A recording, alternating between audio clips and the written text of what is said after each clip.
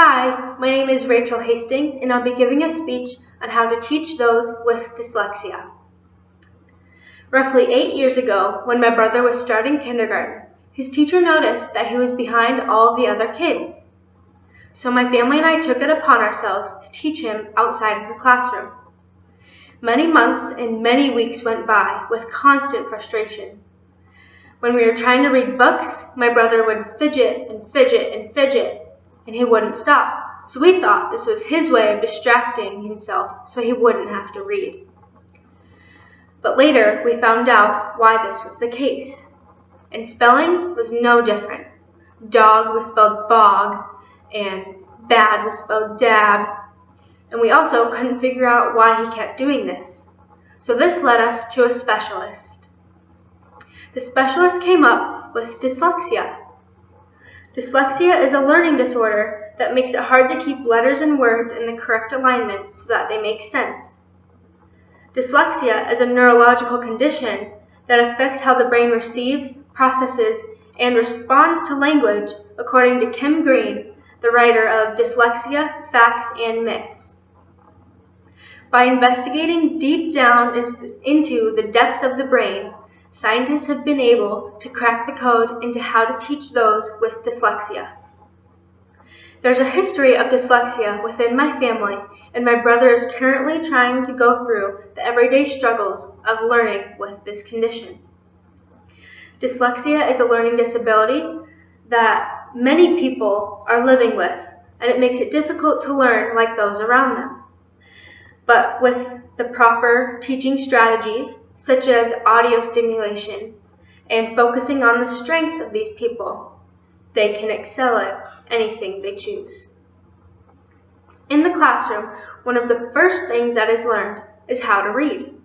But for those with dyslexia, this can be an impossible task. Dyslexia makes reading very difficult because the brain does not process the words that need to be read in the same manner that it does for somebody without this condition.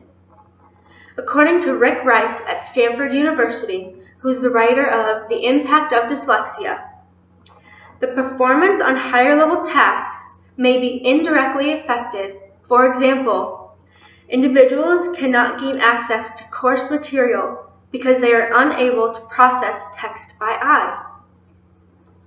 Learning in the classroom then becomes very difficult because the majority of learning is by reading. Fixing dyslexia is also not an option, but it makes it hard to understand why it's so hard to read because nobody can help these people that have dyslexia. So audio stimulation is what is an alternative to reading, and it can assist those with dyslexia. The writers of the article, Dyslexia in the Classroom, What Every Teacher Needs to Know, state that teachers can give taped tests or allow students alternative means of assessment.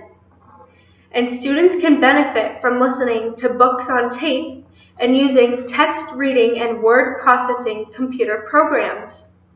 This kind of approach is what has been proven to be the most effective because of the increase in test scores and grades.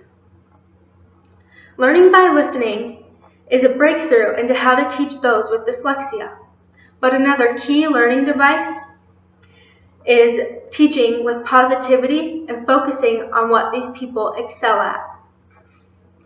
Children who struggle with dyslexia are often looked down upon by peers and sometimes by family members because no one can quite understand what is actually going on inside their brains. To these children, it makes it seem like they're living in a world that they're not meant to be in, and this can be very frustrating and demoralizing.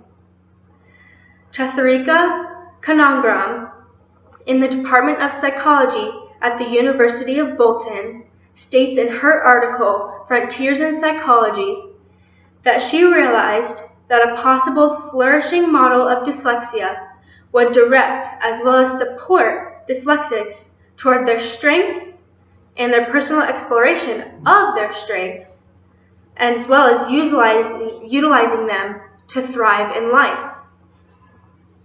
Positive feedback and reinforcement is a key role into making sure that those with dyslexia have the tools and the abilities to be just as successful as everyone else. In the British Journal of Special Education, Syed Exley at De Montfort University conducted a study on the preferred learning styles of the children who have dyslexia. And he states that the majority favored a visuospatial and kinesthetic learning style. This means that the kids like to see and physically touch what they were learning about because it helped them make the connection. Whereas when they would have to read text, they could not make that connection and they were not learning properly. This conclusion also came with much improvement in the classroom because these children were able to implement their new ways of learning instead of having to learn how the teacher was originally teaching them.